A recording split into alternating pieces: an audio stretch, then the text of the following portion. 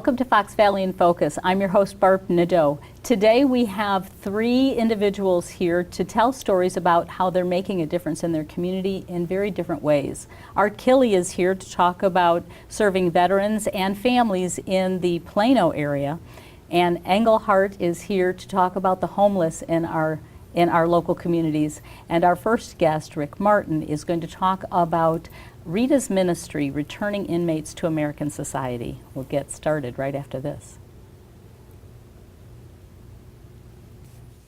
I love taking care of my mom. It wasn't easy at first. She learned how to better communicate her needs. And you learned how to not ignore yours. I discovered how to make healthier meals. And I discovered how much I enjoyed them. Becoming a caregiver is a learning experience for everyone. Find articles, tips, and tools from experts and others who have been in your place. The Caregiving Resource Center at aarp.org/caregiving. Our first guest, as I said, is Rick Martin. He's co-founder of Rita's Ministry. Thank you so much for being with us today. You're welcome.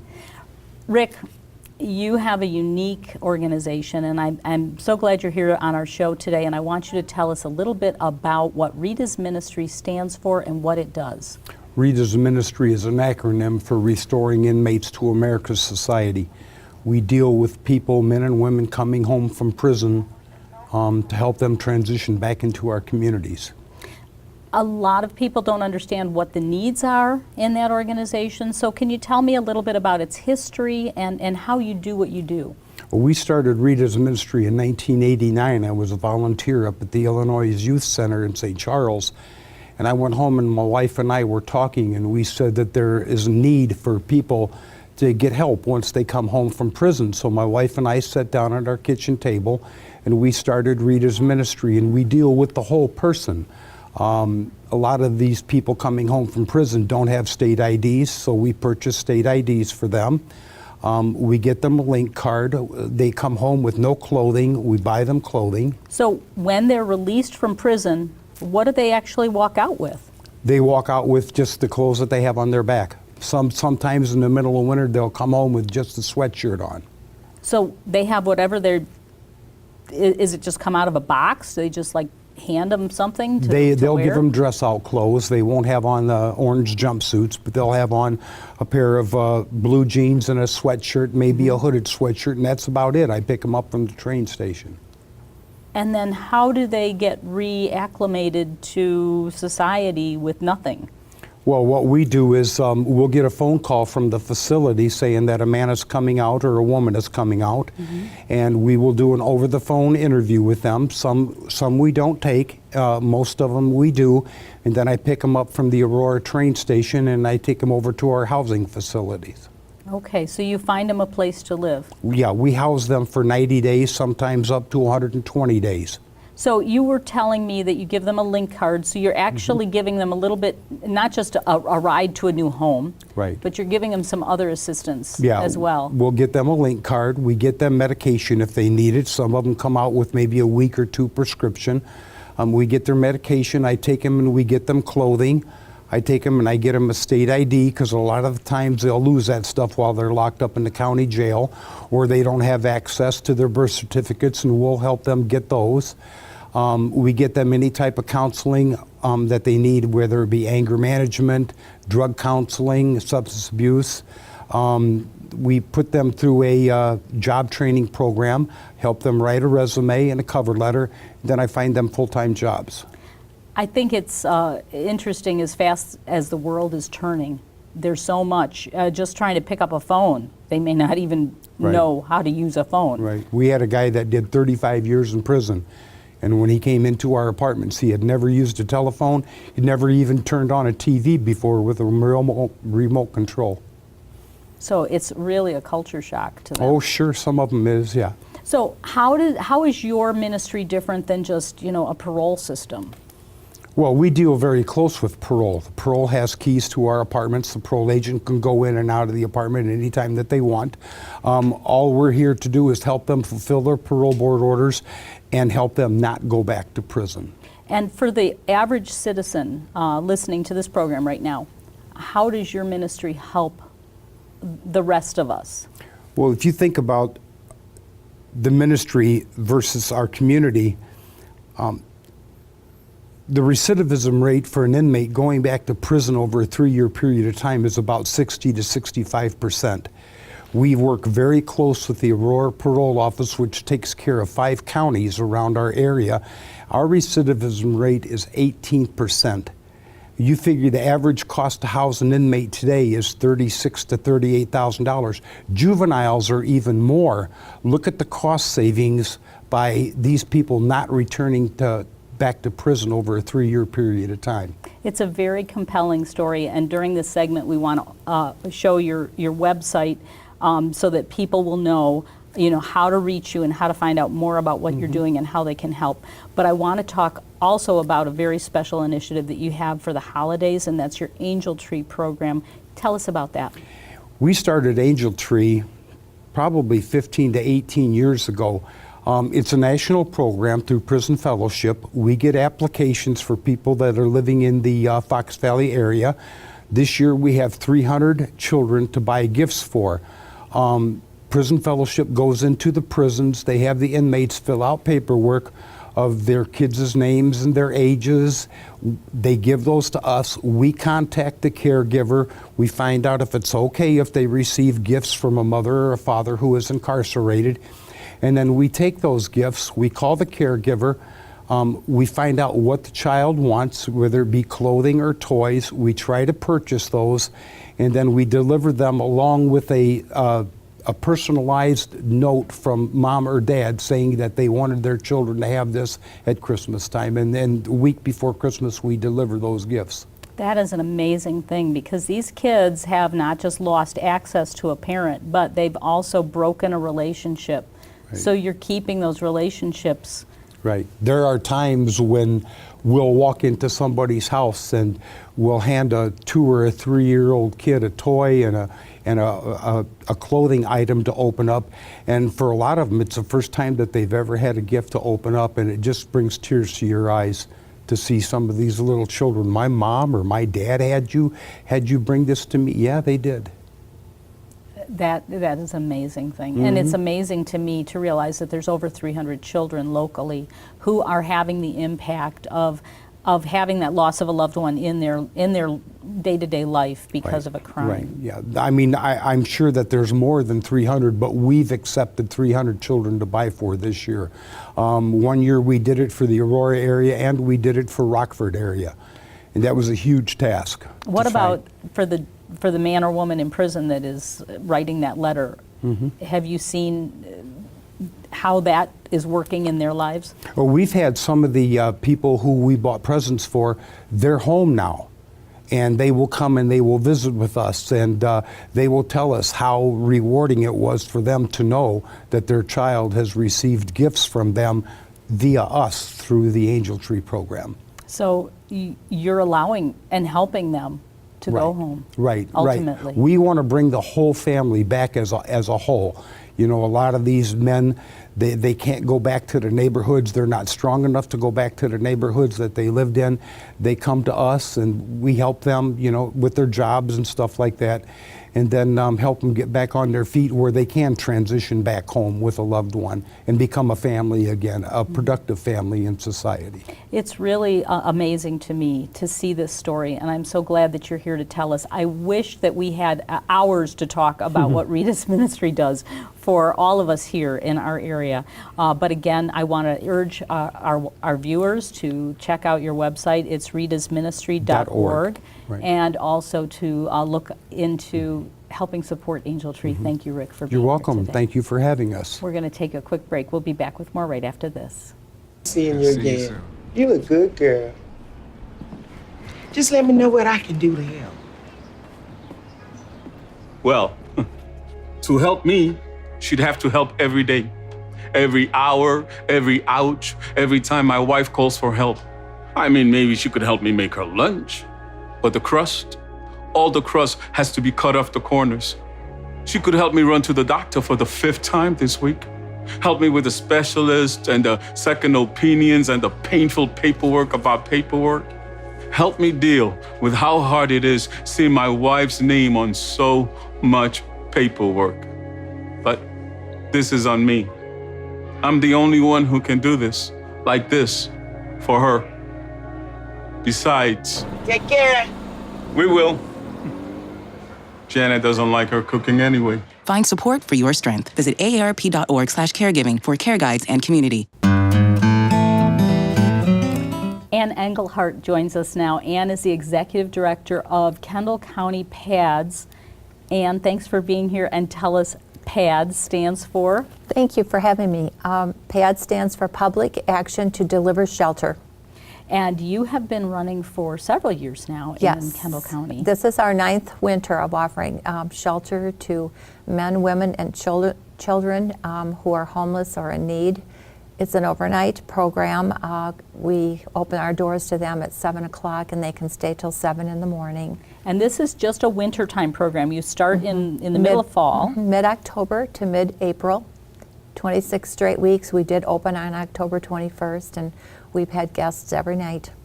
What's interesting about the program is that it's a short-range program. Hopefully, you might get repeat guests. Not too often.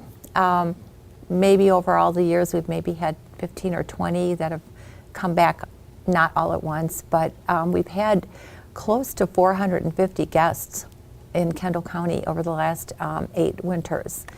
So people think there aren't any homeless people in Kendall County, and there are. Yeah, yeah. And tell me, what type of people walk through your doors?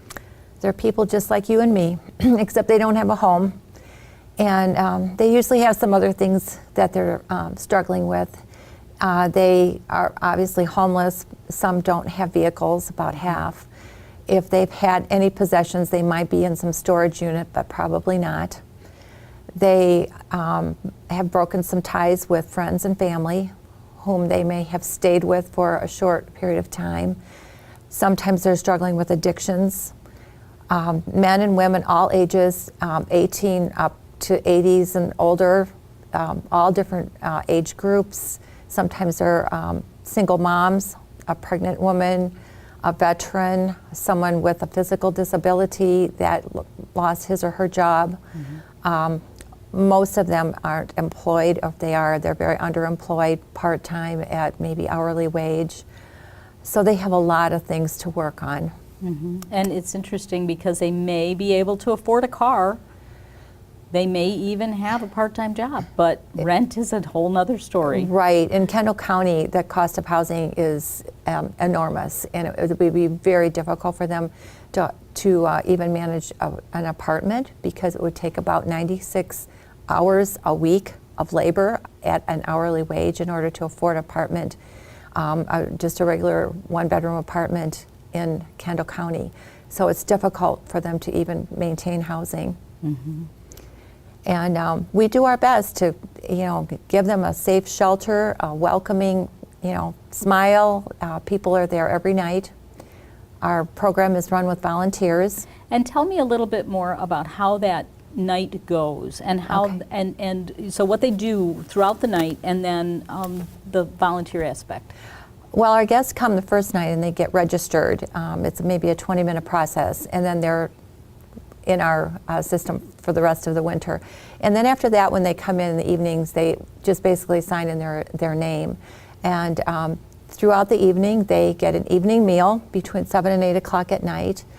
And they usually are up till about 10. And our volunteers are very willing to sit and visit with them and listen to them. Sometimes they're very lonely. And they'll sometimes play games, table games, cards, and around 10 o'clock they head off to their sleeping areas, men in one area, women in another, and occasionally we have families, and then the one parent will stay with the children. A mom usually stays with the kids under 18, and then in the morning they start waking up about 5:30 or 6. They can get breakfast with us. A lot of times it's a hot breakfast. Could be scrambled eggs and sausage, or a casserole, or just toast and coffee, whatever they want. And then we also provide them lunches to take with. They'll get 2 sandwiches and a host of other normal lunch things, granola bars, a piece of fruit, chips, that kind of thing. So we take care of their basic needs very well. What I'm really pleased about is that we go above and beyond their basic needs. We also try to do a needs assessment with them after they've been with us for a few days and try to find out what else we can do to help them. We have a close relationship with Aurora University in their social work department.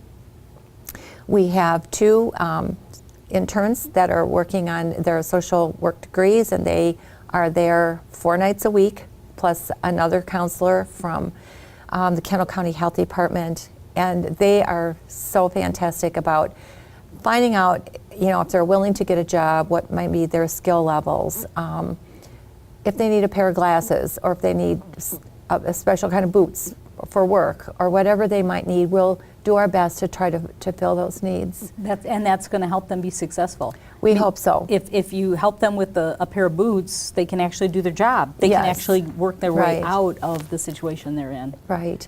Our volunteers are critical. We couldn't run this program without the volunteers. And I have to say, you probably have the largest volunteer base of any organization in the county, and kudos to you. That's fantastic. Tell me, what does it take? Well, first of all, I might mention that it takes about 600 volunteers to run this program, because we only ask our volunteers to come once a month for about 4.5 hours.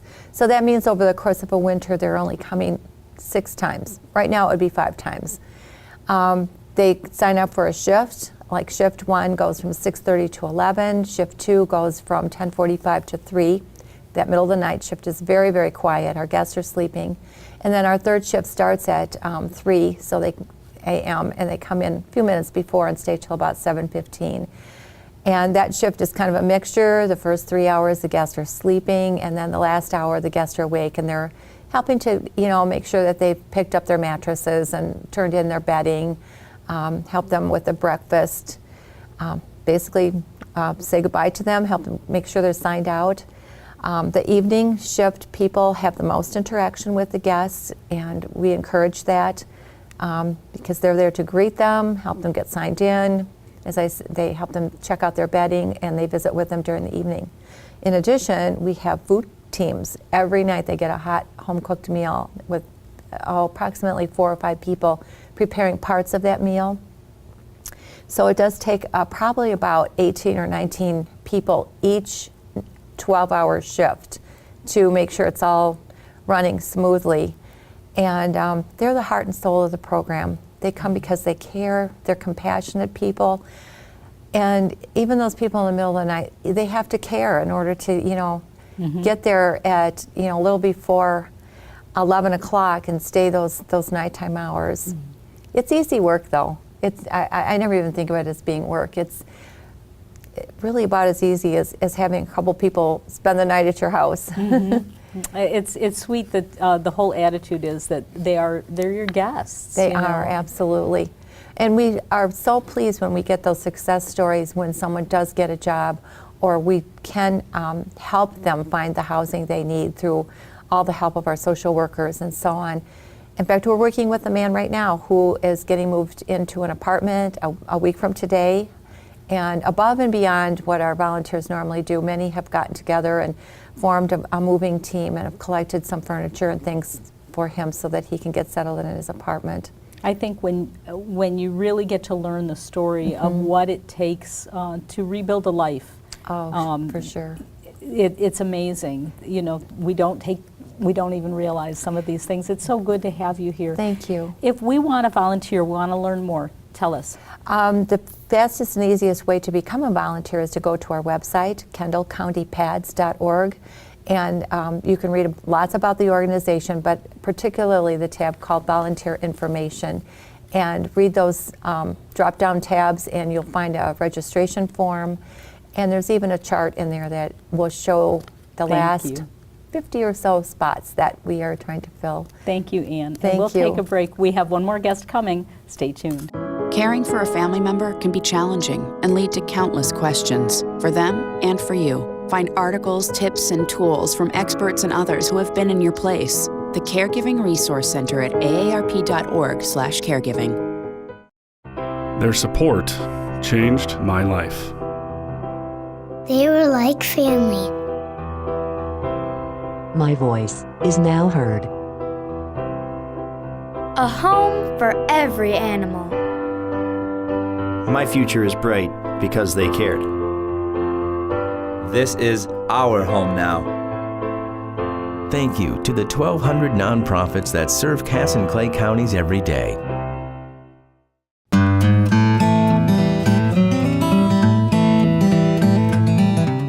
Art Kelly joins us now. He's the commander of the Plano American Legion. Thanks, Art, for being here.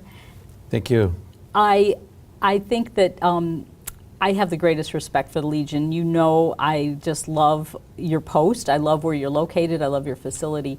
But I think what's most important is what you do for families, for veterans, their families, and their loved ones. And I think that's an important story that needs to get told again. So it's good to have you here. So my pleasure. I'm glad to be here. As far as the veterans, the Plano American Legion is a post that's been in Plano for how many years? It was founded in 1920. And you have a beautiful facility, upstairs and downstairs meeting rooms and a lounge. What kind of things go on there? Well, we have, the hall is available for rental. So there's an upper hall and a lower hall, which is a little smaller.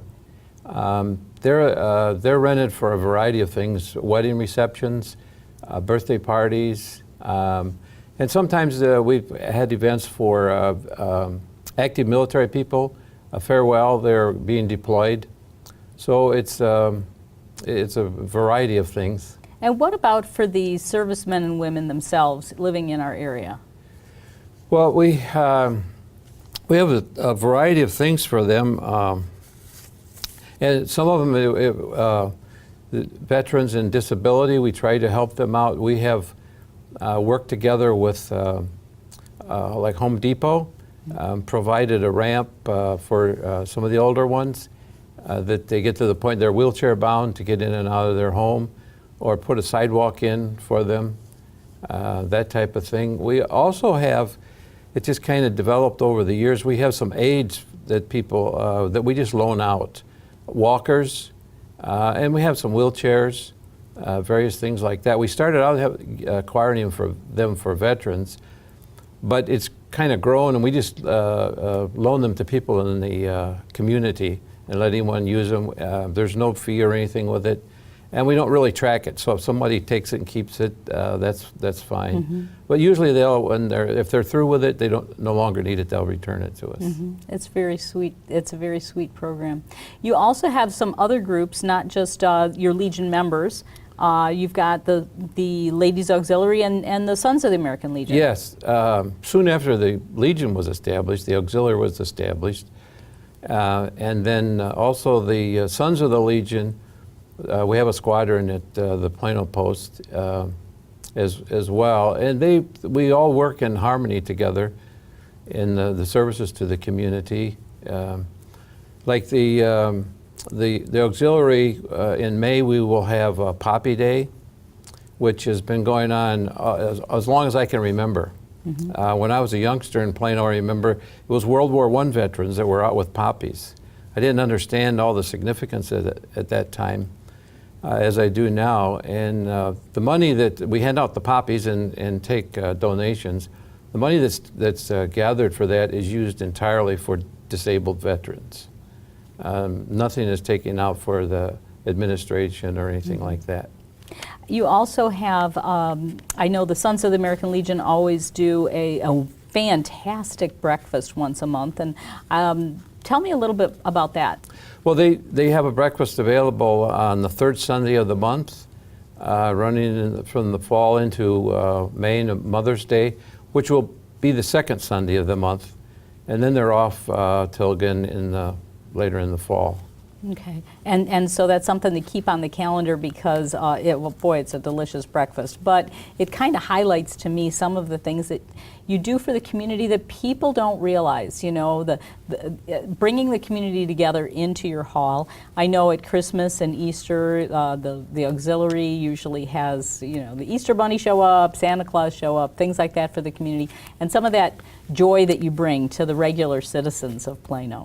Yeah, there's going to be a Christmas party this month, which the deadline for registering for that is already up, so it'd be too late for the audience viewing for this.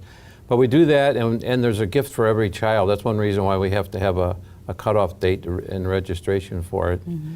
And we do scholarships. We have a scholarship that they've been giving for years. One of them is back to when I was in high school, and we have two. And one of them is given to a high school graduate. The other one is given to a graduate that's connected either with the Legion, the Auxiliary, or the SAL.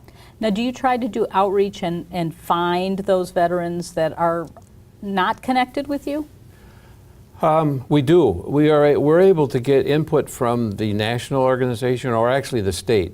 The way that the Legion is organized, there's a national, and then each state has a department.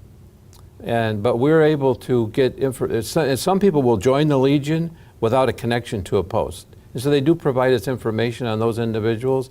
And Wendell Dominy right now is our membership chairman, and he's done an excellent job to reaching out to those people, making contact with them, and to interest them, because they put them just in a big group without an association to a post.